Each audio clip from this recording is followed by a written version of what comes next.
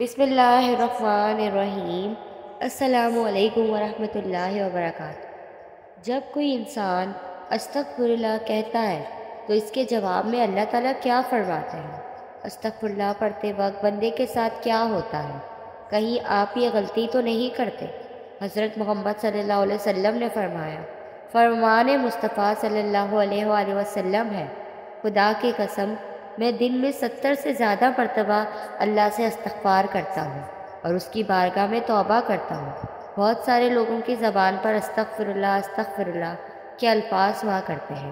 کوئی غلط بات ہوئی تو انہوں نے استغفر اللہ پڑھا تو لوگ استغفر اللہ کہنے کے عادی ہو جاتے ہیں۔ استغفر اللہ کا مطلب ہے کہ اے اللہ تو ہمیں بخش دے۔ صرف استغفر اللہ کہہ دینے سے آپ کی توبہ قبول نہیں ہوتی، کیونکہ استغفر اللہ عام طور سے جو لوگ بولتے ہیں وہ ان کی زبان پر رٹے ہوئے الفاظ ہیں، تو بس وہ استغفر اللہ ان کی عادت میں ہے۔ تو عادت میں ہونے کی وجہ سے اگر کوئی انسان استغفر اللہ بول رہا ہے تو اس سے اس گناہوں کی بخشش نہیں ہوگی۔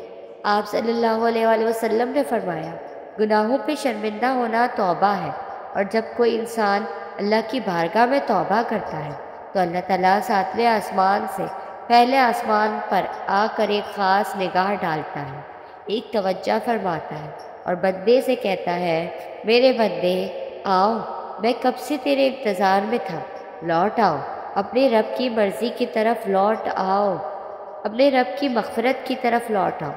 ایک جگہ اللہ تعالیٰ فرماتے ہیں، اے لوگوں، ایسی جنت کی طرف دوڑو جس کی چوڑائی اور لمبائی آسمان اور زمین کے برابر ہے، اور اپنے رب کی مغفرت کی طرف دوڑو۔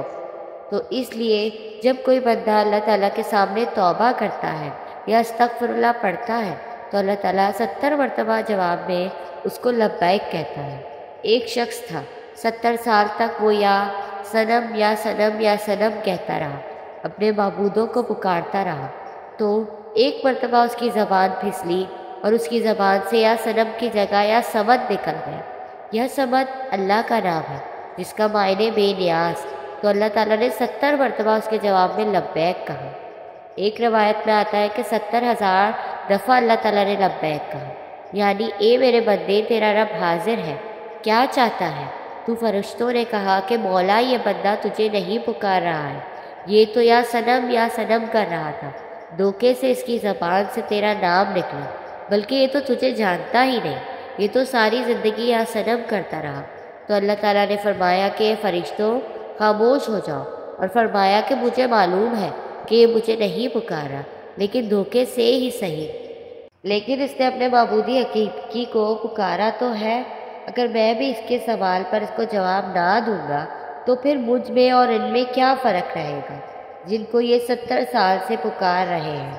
کوئی بندہ دھوکے سے بھی رب کو پکارتا ہے تو اللہ تعالیٰ اس کے لیے ثواب بھی لکھتا ہے اور اس کی طرف متوجہ بھی ہو جاتا ہے۔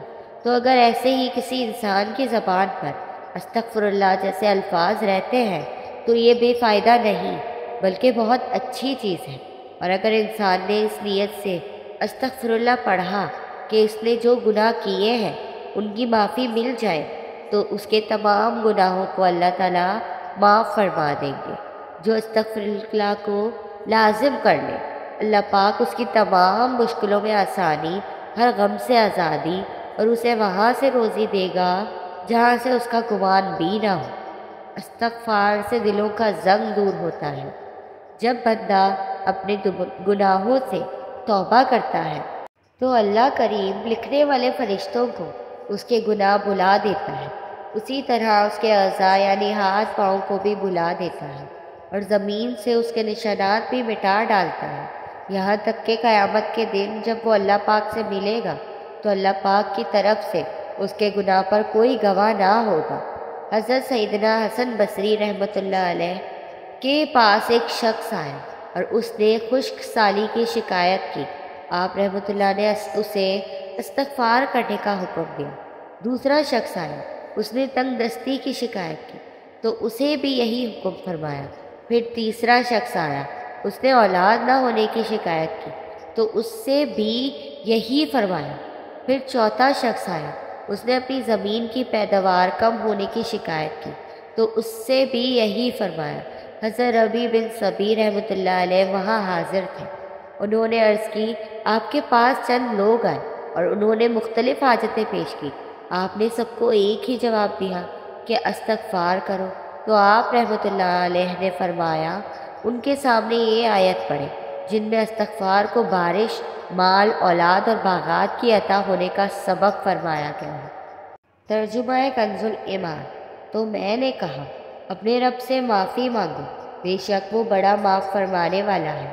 تم پر موسلا دھار بارش بھیجے گا اور مال اور بیٹوں سے تمہاری مدد کرے گا اور تمہارے لیے باغ بنا دے گا اور تمہارے لیے نہریں بنائے گا۔ بندہ کسی گناہ کو اللہ تعالیٰ کی نافرمانی جان کر اس کے کرنے پر شرمندہ ہوتے ہوئے رب سے معافی مانگے اور آئندہ کے لیے اس گناہ سے بچنے کا پکا ارادہ کرے اور اس گناہ کی تلافی کے لیے کوشش کرے۔ مثلا نماز قضا کی تھی تو اب ادا بھی کرے، چوری کی تھی یا رشوت لی تھی تو بعد میں توبہ وہ مال اصل مالک یا اس کے ورثہ کو واپس کرے یا معاف کرنے والے، اور اگر اصل مالک یا ورثہ نہ ملے تو ان کی طرف سے راہ خدا میں اس نیت سے صدقہ کر دے کہ وہ لوگ جب ملے اور صدقہ کرنے پر راضی نہ ہوئے تو اپنے پاس سے انہیں واپس دوں گا۔ توبہ و استغفار کی تمام تر اہمیت اور فضائل کے باوجود بعض بد نصیب نفس و شیطان کے بہکاوے میں آ کر توبہ استغفار کرنے میں ٹال مٹول سے کام لیتے ہیں۔ توبہ کا موقع ملنا بھی بہت بڑی سعادت کی بات ہے۔ بہت سے لوگوں کی توبہ کا موقع بھی نہیں ملتا اور وہ بغیر توبہ کیے اس دار فانی سے چلے جاتے ہیں۔ موت کا کوئی بھروسہ نہیں، اس لیے ہمیں بھی باکثرت توبہ استغفار کرنی چاہیے۔ قرآن مجید میں ارشاد باری تعالیٰ ہے کہ استغفر اللہ کرنے والوں پر رحم کی بارش کرتا ہے اللہ تعالیٰ اور ان کی طاقت میں اضافہ فرماتا ہے۔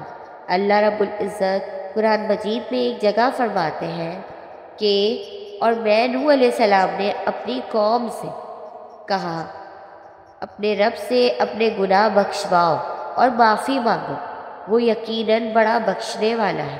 وہ تم پر آسمان کو خوب برساتا ہوا چھوڑ دے گا اور تمہیں خوب بے در پہ مال اور اولاد میں ترقی دے گا اور تمہیں باغات دے گا اور تمہارے لیے نہریں نکال دے گا۔ استغفر اللہ کی خوشنودی کا سب سے بڑا ذریعہ ہے۔ ایک حدیث مبارکہ ہے کہ اللہ پاک توبہ کرنے والے بندے سے اس شخص سے بھی زیادہ خوش ہوتے ہیں جس نے اپنا گم شدہ اونٹ پا لیا ہو۔ ہم لوگوں کو ہر وقت استغفر اللہ کہنے کی عادت ڈالنی چاہیے۔ اس کے علاوہ ہمیں چاہیے کہ ہم ہر وقت اللہ کا ذکر کریں۔ اللہ کی یاد سب سے بڑی چیز ہے۔ آپ صلی اللہ علیہ وسلم نے فرمایا کہ اٹھتے بیٹھتے چلتے پھرتے اللہ کا ذکر کیا کرو۔ جو لوگ اللہ کا ذکر کرتے ہیں وہ زندہ ہے، جو اللہ کا ذکر نہیں کرتے وہ مردہ ہے، بلکہ مردار ہے۔ ہماری زبان ہر وقت اللہ کی یاد سے تر رہنی چاہیے، اور جب بندہ اللہ کا ذکر کرتا ہے تو شیطان چونکہ انسان کے دل پر اپنے پنجوں کو ہر وقت بٹھائے رکھتا ہے، جب بندہ اللہ کا ذکر کرتا ہے تو پھر وہ اپنے پنجوں کو ہٹا لیتا ہے، اور جب وہ بندہ ذکر کرنا بند کر دیتا ہے تو پھر وہ اپنے پنجوں کو بندے کے دل پر رکھ لیتا ہے۔ تو اس لیے ہر وقت ہمیں اللہ کا ذکر کرنا چاہیے، درود پاک کی کثرت کرنی چاہیے، استغفر اللہ اور ہر ذکر کرنے والے الفاظ کو اپنی زبان پر رکھنا چاہیے۔ آپ کو میری ویڈیو پسند آئی ہو تو لائک، کمنٹ اور شیئر کریں، اور میرے چینل اصفیٰ یوسف کو سبسکرائب کریں۔ جزاک اللہ۔ اللہ پاک سے دعا ہے کہ ہمیں گناہوں سے بچنے اور سچی توبہ کرنے کی توفیق عطا فرمائے۔ آمین ثم آمین۔